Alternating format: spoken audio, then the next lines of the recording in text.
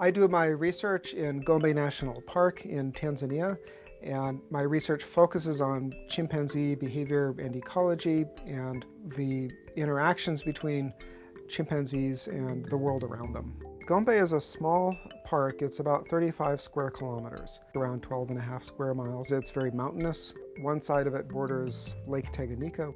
Outside the park is some of the most densely populated land outside of major urban areas in Africa.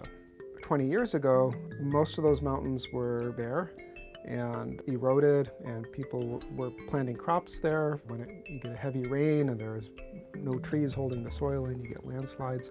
The animals go to and fro and raid crops, and if you go into these villages and say, we care about chimpanzees, they're like, well, we don't care about chimpanzees, we care about jobs and livelihoods. If you want to find ways for there to be wildlife and natural vegetation on that lands, you need to work with the people who live there and find solutions with them. You can't just impose things on them and expect it to work. And so we identified the areas that didn't seem to be that useful to people because they're rugged landscape, not very good for farming, places where there's still some forest that could potentially be a nucleus of chimpanzee habitat. We had a big planning meeting to come up with a village land use plan.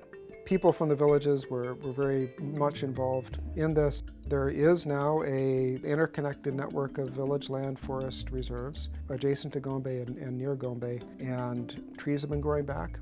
And it turns out there are still some chimpanzees in the really rugged, hilly land, and so we're working to learn more about them and ensure that they're protected.